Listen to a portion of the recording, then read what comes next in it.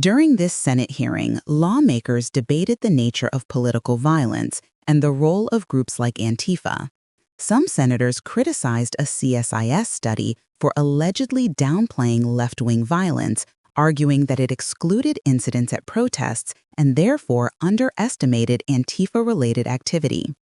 Witnesses, including former officials, claimed Antifa operates as a loosely coordinated yet well-resourced network with international links and safe houses rather than just an ideology.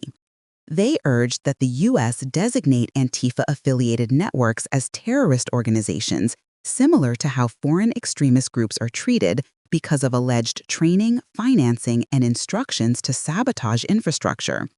Others cautioned that Antifa lacks a central structure, making such a designation legally complex and potentially unconstitutional.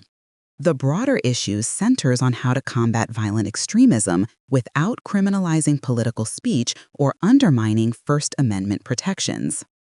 I am amused that Senator Durbin began by warning against pointing to one side or the other, making this a partisan issue, before beginning one of the most partisan invectives that I have ever heard. It's in every form. Thank you, Mr. Chairman. Thank you, Senator. I want to point out that the CSIS study that's been mentioned here and repeated ad nauseum excluded violence at protests from their study, allowing them to systematically ignore Antifa and Black Lives Matter riots. But they did make an exception for Charlottesville, interestingly.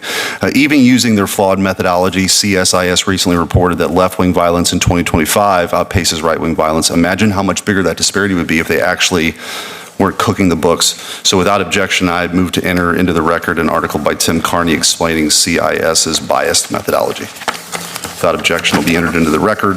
We'll start with questionings. Mr. Knowles, I want to start with you. You're not going to have any bigger proponent of free speech than me, given especially what I did in my last job and this one. I believe in it wholeheartedly. I think it's the First Amendment is the beating heart of our Constitution. But what we're really talking about here is conduct, of course, violent conduct. And you've talked about you can't really have this competition in the marketplace if the marketplace is being destroyed and shot up in many instances. How do we get at this problem? What's the road forward in your view?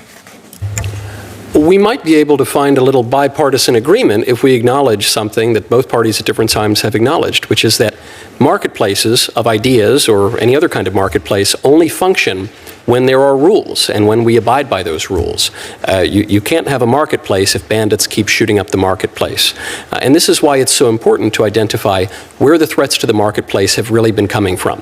Have we seen left-wing speakers shouted down on campuses? Have we seen left-wing events interrupted by terrorists? Rarely so, if ever. I can't think of an occasion.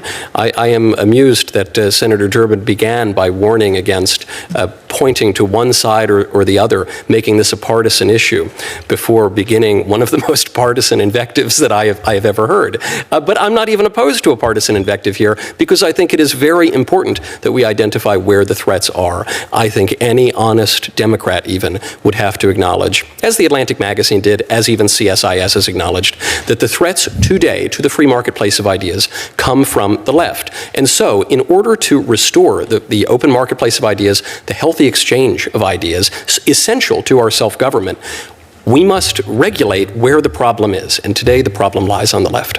Thank you. Mr. Wolf, I want to ask you, and thank you for your service.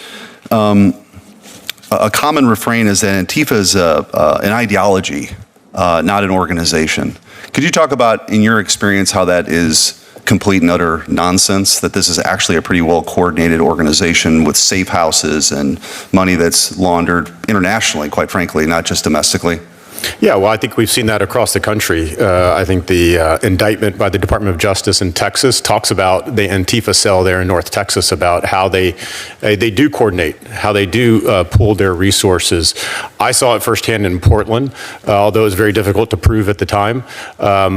Those types of anarchists and others there being well organized, being well funded, being resupplied daily, not that they were doing that themselves, but that they had help. And so as you look across the spectrum here. Is Antifa like other organizations? Does it have a hierarchy and an org chart and everything else? No, it's very different. But that doesn't make it any less dangerous. That doesn't say, and that shouldn't mean from a law enforcement perspective, well, let's not actually investigate. Let's not actually start to look at who these individuals are, how they're organized, how they're funded, how they're financed. Just because they're decentralized doesn't make them any less threatening. Thank you. Mr. Scheidler, I'm going to go to you and pick up on that point because you alluded to it in your testimony. Understanding what Antifa is and its connections and organization, what are some suggestions you might have of how we could get at this problem of this radical organization hell-bent on destroying America? I mean, this is their stated mission. How do we get about that? Well, I'm a firm supporter of the president's recommendation to target Antifa as a foreign terrorist organization. There are a number of Antifa organizations that operate across Western Europe and Latin America, which would be justified. We would be justified in designating as a foreign terrorist organization. There are also a number of networks which provide material support, including the one that I mentioned in my testimony, and that is a very common method in which Antifa receives support.